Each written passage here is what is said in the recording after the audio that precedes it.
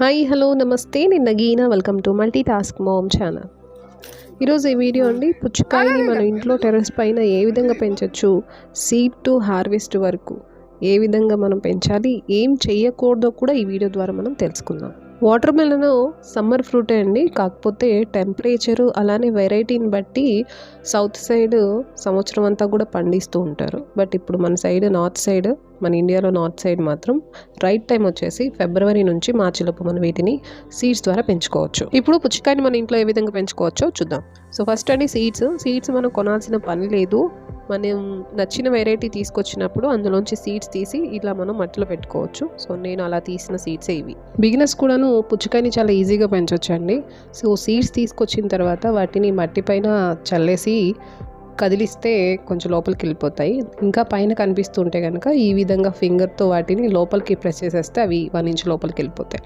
అలా కాదు, నార్మల్గా విడివిడిగా పెట్టుకుంటామా అంటే ఒక చిన్న 2 ఇంచ్ పాట్స్ తీసుకొని అందులో సాయిల్ ఫిల్ చేసేసి సీడ్ని ఒక 2 to 3 ఇంచ్ లోపలికి పెట్టి ఆ తర్వాత మట్టి కప్పేసేయండి, వాటరింగ్ చేసేస్తే సో 15 to 25 డేస్ తర్వాత వాటిని రిపోర్ట్ చేసుకోవచ్చు. ఇప్పుడు ఎలాంటి సాయిల్ యూస్ చేయాలో తెలుసుకుందాం. సో దీనికోసం అండి ఒక వంతు మట్టి, ఒక వంతు కంపోస్ట్, ఒక వంతు కోకోపీట్, ఈ 3 కూడాను సమపాలలో తీసుకొని అందులోకి బోన్ మీలు, వేపపిండి ఇవన్నీ కామన్ అనమాట. సో ఇవన్నీ కలిపిన తర్వాత మట్టి ఫిల్ చేసేసుకొని సీడ్స్ పెట్టుకోవడమే. అయితే ఇక్కడ కోకోపీట్ అనేది ఎందుకు మెన్షన్ చేశానంటే, ఈ వాటర్ మిలన్ అనేది సమ్మర్ సీజనల్ ఫ్రూట్. ఈ టైంలో ఎక్కువగా మనం వాటరింగ్ అనేది ఇస్తూ ఉండాలి. అయితే కోకోపీట్ వాడడం వల్ల కొంచెం మాయిశ్చర్ అనేది రిటైన్ అవుతూ ఉంటుంది. సో దానికోసమని ఎండాకాలంలో కోకోపీట్ వాడాలి, వర్షాకాలంలో కోకోపీట్కి బదులుగా ఇసుక వాడాలి. సో ఇప్పుడు మనం వాడుతుంది ఎండాకాలానికి సంబంధించి కాబట్టి కోకోపీట్ అనేది అందులో మనం యాడ్ చేసుకోవాలి. ఈ సాయిల్ మిక్స్కి సంబంధించి ఆల్రెడీ నేను డీటెయిల్డ్గా వీడియో చేశానండి, ఏమేం కలపాలి ఎలా కలపాలండి. పైన ఐకార్డ్లో లింక్ ఇస్తాను చూడండి. తర్వాత ఇలా 25 డేస్ తర్వాత వీటిని మనం రిపోర్ట్ చేసుకోవాల్సి ఉంటుంది. ఇక్కడ నేను వాటిని ఇలా తీసేస్తున్నాను. అయితే ఇదంతా కూడా నైట్ టైం అంటే ఈవినింగ్ ఎండ వెళ్ళిపోయిన తర్వాత చేస్తే చాలా మంచిది. So 8 hours 9 hours minimum 12 hours time దొరుకుతుంది అనమాట వీటికి సెట్ అయిపోవడానికి. ఇలా నేను టబ్లోంచి డైరెక్ట్గా మొక్కని అలా పైకి లాగేస్తే రూట్స్ మరి డ్యామేజ్ అవ్వవా అని మీకు డౌట్ రావచ్చు. సో ఇక్కడ నేను వాటరింగ్ చేశానండి, ఆ తర్వాత చాలా జాగ్రత్తగా వాటిని తీయడం జరిగింది. సో స్పీడ్ పెట్టాను కాబట్టి మీకు అలా కనిపించి ఉండొచ్చు. సో మీకు అంతగా భయం ఉన్న వాళ్ళు ఇండివిజువల్ పాట్స్లో పెట్టి వాటిని రూట్ బాల్తో సహా ఇలా మనం రిపోర్ట్ చేసేసుకుంటే సరిపోతుంది. ఇక్కడ నాకు కొంచెం ఎక్స్పీరియన్స్ ఉంది కాబట్టి వాటిని జాగ్రత్తగా తీసి ఈ విధంగా నేను పెడుతున్నాను. ఇక్కడ పాట్స్కి సంబంధించండి, పాట్ సైజ్ అనేది మనం ఇవి తీగజాతికి సంబంధించినవి, అలానే వాటర్ మెలన్కి మనం ఎక్కువ స్పేస్ ఇవ్వాలి. సో కాబట్టి వాటికి పెద్ద size container minimum 15 inch tub లేదంటే డ్రమ్ము అలాంటి వాటిలో పెట్టుకోవచ్చు. ఇక్కడ నేను ఇవి బకెట్స్ అండి, ఇవి పెద్ద పెద్దవి వాటిలో పెట్టాను అనమాట. ఒక్కొక్క మొక్క అయితే సరిపోతుంది. ఇక్కడ నేను రెండు పెట్టాను, ఎందుకంటే ఒకటి మనం రీపాట్ చేసేసిన తర్వాత ఒకటి చనిపోయినా ఇంకొకటి ఉంటుంది అనే ఉద్దేశంతో రెండు పెట్టాను అనమాట. సో మీరైతే కనుక ఒకటి పెట్టండి సరిపోతుంది. ఇక్కడ నేను రీపాట్ చేసేటప్పుడు ఒక చిన్న టెక్నిక్ అండి, ఆల్రెడీ షార్ట్ వీడియోలో షేర్ చేశాను. నేను చూపించిన టూల్ తీసుకొని దాన్ని ఇలా హోల్ చేసేసి ఆ తర్వాత రూట్స్తో సహా అది దాన్ని ఎట్ ఏ టైము అంటే టూల్ తీసే టైము అలానే ఆ మొక్క రూట్ లోపలికి వెళ్ళే టైము ఒకే టైంలో మనం చేస్తే కనుక సో చాలా ఈజీగా రిపోర్ట్ అనేది చేసుకోవచ్చు. సో ఈ విధంగా నేను ఆ టూల్ని యూజ్ చేసుకుంటూ ఉంటాను ఈ ప్లాంట్స్ని రిపోర్ట్ చేసేటప్పుడు. మీ దగ్గర ఆ టూల్ ఉంటే కనుక మీరు ఒకసారి ఇలా ట్రై చేయండి, చాలా ఈజీగా అయిపోతుంది. తర్వాత వాటరింగ్ చేశాను. తర్వాత అండి అవి మనం ప్రతిరోజు ఇక వాటరింగ్ చేసుకుంటూనే ఉండాలి. అండ్ అలానే వాటికి ఫర్టిలైజర్స్ వచ్చేసి మనం ఎప్పటిలానే అన్ని మొక్కలతో పాటుగా నెలకి ఒకసారి అంటే 20 డేస్ లేదా 25 డేస్కి ఒకసారి కంపోస్ట్ అనేది ఇస్తూ ఉండాలి. ఆ తర్వాత లిక్విడ్ ఫర్టిలైజర్స్ కూడాను మనం యాడ్ చేస్తూ ఉండాలి, వీటికి ఇస్తూ ఉండాలి. ఆ తర్వాత ఇలా ఫ్లవరింగ్ అనేది మనకి కనిపిస్తూ ఉంటుందండి. ఫస్ట్ మేల్ ఫ్లవర్స్ వస్తాయి, ఆ తర్వాత ఫీమేల్. ఇదిగోండి ఇక్కడ కింద పిందె ఉన్నది చూసారా, సో కింద పిందె ఉండి పైన ఫ్లవర్ ఉంటే అది ఫీమేల్. ఆ తర్వాత ఇక్కడ ఓన్లీ సింగిల్ ఫ్లవర్ ఉంటే కనుక అది మేల్.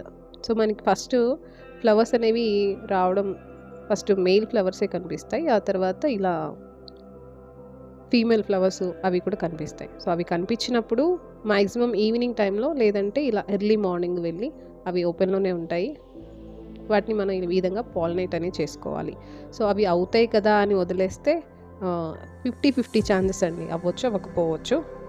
మన గార్డెన్లో బీస్ కానివ్వండి సో పాలినేటర్స్ అనేవి వస్తేనే అవి పాలినేట్ అవుతాయి, లేదంటే మనకి అది వేస్ట్ అయిపోయినట్టే. సో అలా ఎందుకు వేస్ట్ చేయడం అనేది మనమే ముందుగా ఈ విధంగా పాలినేట్ చేసుకోవాలి. సో మెయిల్ ఫ్లవర్ తీసుకొని వాటి సైడ్స్ ఉన్న ఆకులు అవన్నీ తీసేసి మధ్యలో ఉన్నదాన్ని ఇలా మనం పాలినేట్ చేసుకుంటే పాలినేట్ అయిపోతుంది. ఇక్కడ మీరు రీపాటింగ్ అంటే సీడ్స్ పెట్టిన తర్వాత 25 డేస్కి మనం ఫైనల్ రిపోర్టింగ్ చేసాము. ఆ ఫైనల్ రిపోర్టింగ్ చేసేటప్పుడు సాయిల్లో ఏమేమి కలిపాను అనేది మరి చెప్పలేదు కదా అని మీకు డౌట్ రావచ్చు. ఇక్కడ ఈ సాయిల్ మిక్స్ అండి, నేను ఆల్రెడీ ఇందాక చెప్పాను సాయిల్ మిక్స్ మనం ఎలా పెట్టుకోవాలి, ఏంటి, ఏమేమి కలుపుకోవాలనేది ఆల్రెడీ లింక్ ఇచ్చానండి చూడండి అని. సో అది చూడండి, ఆ విధంగా మనం కలిపేసుకొని ఫైనల్ రిపోర్టింగ్ చేసుకోవచ్చు. అలా మనం అన్నీ కలుపుకొని రిపోర్టింగ్ చేసుకున్న దగ్గర నుంచి 30 డేస్ వరకు మనము ఎలాంటి ఫర్టిలైజర్స్ కానీ ఏమి మనం ఇవ్వక్కర్లేదు. సో 30 డేస్ తర్వాత నుండి మనం మళ్ళీ సేమ్ మంత్లీ వన్స్ ఒక 2 గుప్పెళ్ళు కంపోస్ట్ ఇవ్వండి, సరిపోతుంది. కుండీ సైజ్ని బట్టి మనం పెద్ద పాట్లో పెడుతున్నాం కాబట్టి మినిమం 3 ఇంచ్ పాట్ నిండా కంపోస్ట్ ఇస్తే సరిపోతుంది.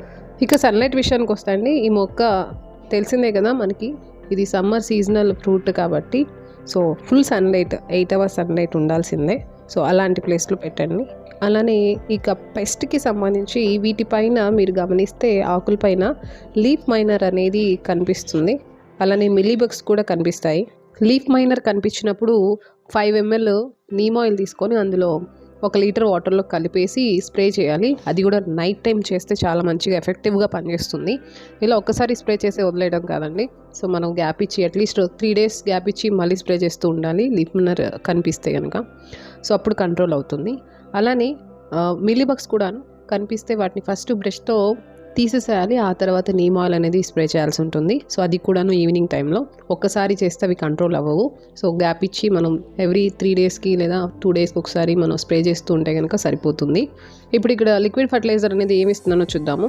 ఇందులో అండి ఇవి బియ్యం కడిగిన నీళ్ళు, ఇవి 3 days వరకు ఫర్మెంట్ చేశాను. ఆ తర్వాత ఇందులోకి బంగాళదుంప తొక్కలు అలానే ఉల్లిపాయ తొక్కలు కూడా యాడ్ చేశాను. సో వాటి యొక్క బెనిఫిట్స్ అనేవి నేను ఆల్రెడీ వీడియో చేస్తున్నాను, పైన ఐకార్డ్లో ఇస్తాను చూడండి. సో ఇవి చాలా మంచిది అనమాట. ఇదే కాకుండా మనం బనానా మన ఎండబెట్టి అది పొడి ఇవ్వచ్చు, లేదంటే కనుక దాన్ని నీళ్ళలో నానబెట్టి అది కూడా ఫర్మెంట్ చేసి ఇవ్వచ్చు. అలానే పంచగవ్య ఇవ్వచ్చు. చాలా మనం ఎప్పుడూ యూస్ చేసే లిక్విడ్ ఫర్టిలైజర్స్ అనేవి మొక్కకి ఇస్తూ ఉండొచ్చు అనమాట. సో అలా ఇవ్వచ్చు. ఇప్పుడు మనం ఏమేమి చేయకూడదో కూడా తెలుసుకుందాము. సో ఫస్ట్ అండి, వాటరింగ్ విషయం చాలా జాగ్రత్తగా ఉండాలి. అది ఎప్పుడు అంటే పుచ్చకాయ వచ్చింది, పెరుగుతుంది, గ్రీన్ కలర్ నుంచి కొంచెం చేంజ్ అవుతుంది కలర్ అన్న టైంలో వాటరింగ్ అనేది తక్కువ ఇవ్వాలి. దానివల్ల ఏంటంటే లోపల స్వీట్నెస్ అనేది తగ్గిపోతుంది అనమాట ఎక్కువగా వాటర్ ఇస్తే. సో దానికోసం వాటరింగ్ విషయంలో జాగ్రత్తగా ఉండాలి. తర్వాత హార్వెస్ట్ విషయంలో కూడా జాగ్రత్తగా ఉండాలండి. ఏ టైంలో మనం హార్వెస్ట్ చేయాలో తెలియదు. ఇక్కడ మీరు గమనిస్తే ఈ కాయ పక్కన ఇంకొక కాయ అది కుళ్ళిపోయింది. సో తెలియక ఫస్ట్ దాన్ని ఇంకా పెరిగిద్దేమో అనే ఉద్దేశంతో అంతే వదిలేస్తే అది కుళ్ళిపోయింది అనమాట. సో అలా ఉండకుండా ఏం చేయాలంటే ఇక్కడ మీరు గమనిస్తే ఆ కొమ్మకి ఎక్కడైతే పుచ్చకాయ వచ్చిందో ఆ కొమ్మకి తీగల్లాగా ఉంటాయి కదా అల్లుకోవడానికి, ఆ తీగ అనేది ఎండిపోతుంది. సో అలా ఎండిపోయిందంటే ఇది హార్వెస్ట్కి రెడీ అయిందని అర్థం. అదొకటి. అండ్ సెకండ్ ఇంకోటి వచ్చేసి ఈ కాయని మీరు గమనిస్తే ఎక్కడైతే అది నేల ఉందో అంటే మట్టిలో ఉందో అక్కడ వైట్ కలర్ నుంచి ఎల్లో కలర్కి చేంజ్ అవుతుంది. ఇదిగోండి ఇక్కడ చూసారా స్పాట్ ఎల్లో కలర్ కనిపిస్తుంది. సో అది వచ్చింది అంటే అది రైపోయిందని అర్థం. సో మనం హార్వెస్ట్కి రెడీ అయిందని అర్థం చేసుకుని దాన్ని హార్వెస్ట్ చేసేసుకోవాలి. అంతేకాదండి, హార్వెస్ట్ అయింది లేదనేది ట్యాప్ చేసి కూడా ఆ సౌండ్ని బట్టి కూడాను తెలుస్తుంది అంటారు. సో అది గమనిస్తే అర్థమవుతుంది. ఇంకా అలానే మొక్క పైన 30-40 days అయినా కూడాను ఎలాంటి ఫ్లవరింగ్ లేదు, ఫ్రూట్స్ రావట్లేదు అంటే కనుక దాని అర్థము సరిగా ఫర్టిలైజర్స్ అనేవి ఇవ్వలేదని అర్థం, లేదా సన్లైట్ కూడాను తక్కువైతే ఇలాంటి ప్రాబ్లం అనేది వస్తుంది.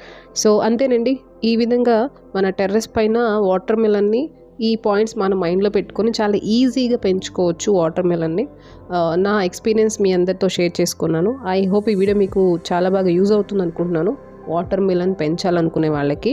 సో ఈ వీడియోలో ఉందో నాకు కామెంట్ బాక్స్లో తెలియజేయండి. నేను మళ్ళీ నెక్స్ట్ వీడియోలో కలుస్తాను. Until then bye, thanks for watching, have a nice day.